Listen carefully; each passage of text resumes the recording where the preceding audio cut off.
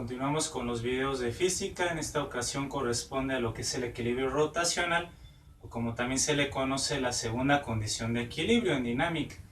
Bueno, ¿en qué consiste? Básicamente lo que tenemos aquí anotado: un cuerpo se encuentra en equilibrio rotacional o sin girar, se encuentra en reposo sin girar para un lado ni para otro, si la suma de sus torcas o momentos que actúan sobre él es igual a cero. Entonces esto nos lleva a definir qué es una torca o el momento de una fuerza. Básicamente, como tenemos aquí, es la tendencia de un cuerpo hacia girar, ¿no? Un cuerpo que sea rígido a girar, la tendencia que tenga el cuerpo rígido a girar en torno a un eje fijo de rotación, como lo haría en este plumón en este momento. Eso es lo que mide la torca o el momento de una fuerza, como también se le llama, ya sea que gire con una cierta facilidad hacia un lado o hacia el lado contrario. Decimos que este cuerpo tiene una torca en ese momento que se encuentra girando. Hay una fuerza que lo está haciendo girar y eso genera este concepto. Matemáticamente es el producto de la fuerza aplicada por la longitud del brazo de palanca. Vamos a ver en qué consiste esta definición. ¿Sí? Nosotros tenemos un cuerpo rígido, como esta varilla, y se le va a aplicar una fuerza a cierta distancia de un eje fijo de rotación. Este eje fijo, bueno, va a ser el eje en torno al cual el cuerpo puede girar, ya sea en sentido contrario a las manecillas del reloj, donde la fuerza va a ser positiva, se tiene por convención que es positiva. Así, si esa fuerza hace que el cuerpo gire igual que las manecillas del reloj, va a ser una fuerza entonces negativa, y el producto aquí también para la torca va a ser negativo. Entonces, la longitud del brazo de palanca, L, medida en metros en el sistema internacional, es la distancia que hay desde el eje de rotación fijo hacia el punto justamente donde se está aplicando esa fuerza. Ese es el valor de la longitud del brazo de palanca, y al multiplicar la magnitud de la fuerza que aplicamos sobre el objeto rígido para que éste gire y la longitud de ese brazo de palanca, obtenemos la torca, que se representa con la letra griega tau. Entonces la torca queda en unidades derivadas de fuerza por longitud, es decir, newton por metro, de nuevo en el sistema internacional de unidades. Un ejemplo sencillo de cuando utilizamos nosotros la torca es el abrir o cerrar una puerta. Sí, aquí tenemos nosotros la puerta unida por bisagras a la pared, y entonces cada vez que tú aplicas una fuerza para cerrar o abrir esta puerta, justamente estás aplicando el concepto de la torca. Muy importante analizar que al ser un producto fuerza y longitud del brazo de palanca, es directamente proporcional a la torca. Si yo aumento la fuerza, igualmente la torca va a aumentar. Si yo aumento la longitud del brazo de palanca, también la torca o la facilidad con la que gira el objeto también aumenta. Y al revés, si nosotros disminuimos ya sea la fuerza o la longitud del brazo de palanca, la torca o momento de la fuerza también disminuye, es decir, va a girar con menos facilidad, ¿de acuerdo? O con mayor dificultad para que haga el giro, ¿no? Si nosotros queremos abrir o cerrar la puerta, podemos aplicar la fuerza en diferentes puntos sobre la puerta, y si aplicamos una fuerza constante sobre la puerta, vamos a darnos cuenta que es más fácil hacerla girar entre mayor sea el brazo de palanca, como ya habíamos dicho, pero en puntos cercanos a las bisagras donde la longitud del brazo es menor, la torca también disminuye, es decir, te va a ser más difícil abrir o cerrar la puerta cuando agarramos una longitud de brazo pequeña. Ahí puedes hacer tú el experimento con cualquier puerta y te vas a dar cuenta de ello, ¿no? De la facilidad y dificultad de generar torcas por brazo de palanca. Entonces ahora vamos a ver al menos un ejemplo de cómo resolver un problema de aplicación sobre esta segunda condición de equilibrio o equilibrio rotacional.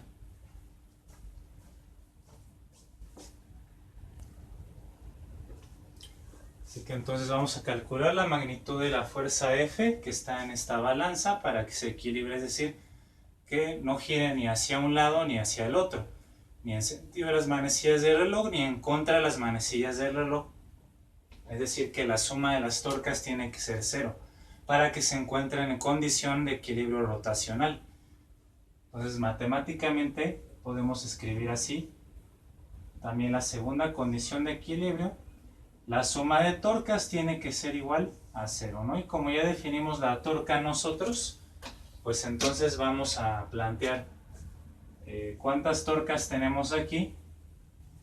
De entrada, pues al ver la balanza cómo funciona, tiene un punto de apoyo que a veces también le llaman el fulcro, y la balanza, dependiendo qué fuerza, bueno, qué torca mejor dicho sea mayor, puede girar contrario a las manecillas del reloj por esta fuerza, o igual que las manecillas de un reloj por la fuerza desconocida.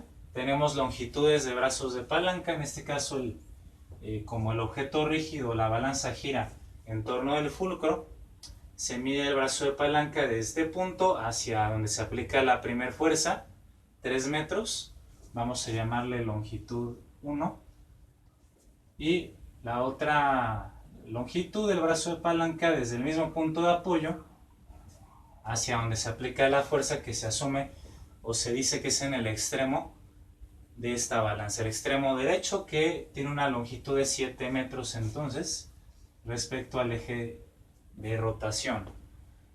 Entonces tenemos dos torcas, una que actúa por el lado izquierdo, por el extremo izquierdo, haciendo que gire la balanza. Si ustedes usan su imaginación, va a girar en sentido contrario a las manecillas del reloj. Por lo tanto, esta fuerza tiene signo positivo, de acuerdo a lo que acabamos de decir. Y por el contrario, la fuerza que actúa en el extremo derecho, que es la incógnita, haría que esta balanza gire igual que lo hacen las manecillas del reloj, y va a tener un signo negativo entonces. Así que vamos a plantear nuestras torcas. La primera torca es el producto de la fuerza y la longitud, ¿no? Entonces sería 560 newton multiplicado por la longitud de brazo de palanca, que son 3 metros. Si esto le llamamos fuerza 1, más, es una suma, la siguiente torca del lado derecho, la fuerza con signo negativo, menos F, que es la incógnita, multiplicado por la longitud del brazo de palanca, que son 7 metros en este caso. Y todo esto tiene que ser igual entonces a 0. Y se trata de resolver una ecuación de una sola incógnita despejando F, y con eso entonces habremos nosotros determinado el valor de esta fuerza. Entonces la fuerza va a ser igual, primeramente multiplicando este número, 560, bueno, si tenemos esa opción de una vez multiplicar estos dos números, como este término está sumando en la ecuación, ¿sí?, va a pasar restando, va a pasar negativo del lado contrario, del lado derecho de la igualdad, y vamos a multiplicar entonces aquí 1680 en unidad de newton por metro. Este 7m, 7 metros, está multiplicando a la F, entonces va a pasar dividiendo. Y este signo negativo que tiene la fuerza está multiplicando igualmente, lo vamos a pasar nosotros pues al revés, ¿no?, dividiendo del lado opuesto. Y ya queda despejada la fuerza que estamos buscando. Vamos a hacer finalmente el cálculo. La fuerza va a ser igual entonces a dividir 1680 entre 7. Vamos a hacer nuestra división, 1680 entre 7 entonces.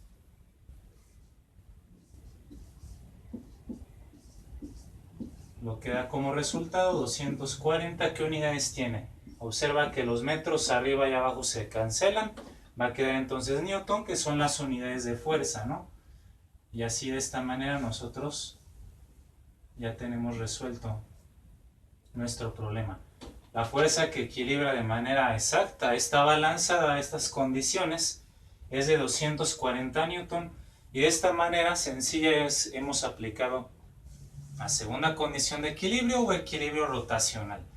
Esto se aplica en una diversidad de problemas donde pues implica este concepto, ¿no?